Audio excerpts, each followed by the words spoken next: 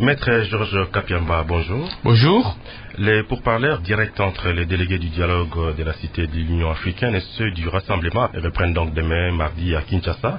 Les premiers jours de cette rencontre, on a vu des personnes diamétralement opposées sur le plan politique échanger dans un esprit de camaraderie presque. Est-ce qu'on peut dire que cette fois, l'espoir est permis? Nous espérons que l'espoir est réellement permis. Cela devra se traduire par les actes des uns et des autres, l'implication de toutes les parties prenantes, déléguées au dialogue. Mais cela aussi devra procéder de l'accompagnement que la population congolaise devra faire de ces dialogues, parce que la population doit rester toujours vigilante pour s'assurer que les délégués à ce deuxième dialogue vont parvenir à un accord qui va premièrement respecter la Constitution et se conclure sur base des intérêts réellement de la population et non pas des intérêts qui concernent des individus pris isolement.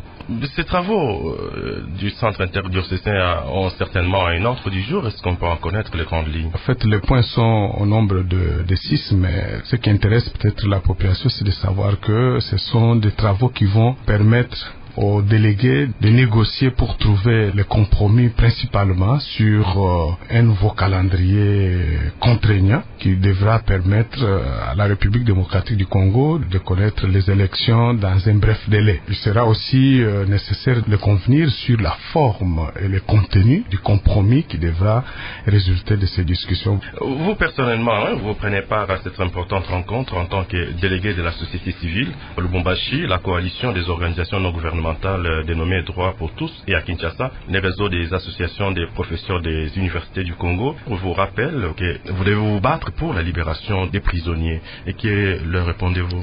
Alors, nous nous sommes d'abord battus pour que l'ordre du jour comprenne aussi un point relatif à la décrispation du climat politique. Tout cela devra passer par la libération des prisonniers politiques et d'opinion. Et déjà, le premier jour, nous avons donné notre temps en prenant en compte effectivement les exigences ou les rappels de tous ces amis, en rappelant qu'en tant que membre de la société civile, évidemment, nous allons pour nous battre pour des valeurs des droits de l'homme, de la démocratie, qui exigent à ce que tous ceux qui sont arrêtés aujourd'hui, ou qui sont emprisonnés, condamnés, ou ceux qui font l'objet de poursuites à caractère politique, que ces personnes puissent être dégagées de ces charges-là. Et c'est la raison pour laquelle nous demandons concrètement à ce que les poursuites politiques qui sont engagés contre, par exemple, un des leaders importants de notre pays, Moïse Katumbi, puisse cesser. Et nous avons encore rappelé, demandé au gouvernement que cela soit fait dans les meilleurs délais, parce que ça pourra contribuer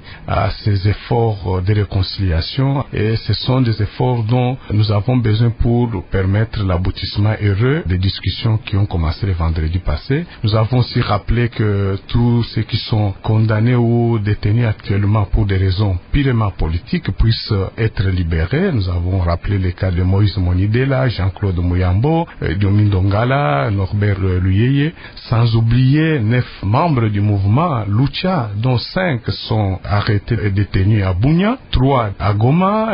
Nous avons aussi rappelé les cas de tous les militants du parti INAFEC arrêtés et condamnés à Lubumbashi, de l'UDPS, sans oublier les membres de l'INAFEC qui ont été arrêtés, 4 qui sont détenus ici depuis le mois de novembre jusqu'à ce jour. Nous avons aussi rappelé les cas de tous ceux qui ont été arrêtés à l'occasion de manifestations du 19 et 20 septembre. Quelques-uns ont été libérés. Il y a eu 2 militants de la Ligue de jeunes de l'UDPS qui ont été libérés, ce qui est une bonne chose. Bruno Tchibala l'a été aussi, mais nous pensons que ce sont des efforts jusque-là insignifiants qui ne peuvent pas réellement contribuer à la décrispation du climat politique, moins encore à recréer la confiance qui est attendue du gouvernement pour que les choses se passent convenablement et qu'il y ait des résultats escomptés. Mais les gestes sont quand même significatifs, maître, que lorsqu'on libère certaines personnes comme Bruno Tchibala, quand même, c'est encourageant. Oui, nous disons que c'est encourageant, mais c'est pas significatif par rapport au nombre de personnes qui sont détenues aujourd'hui pour des raisons politiques,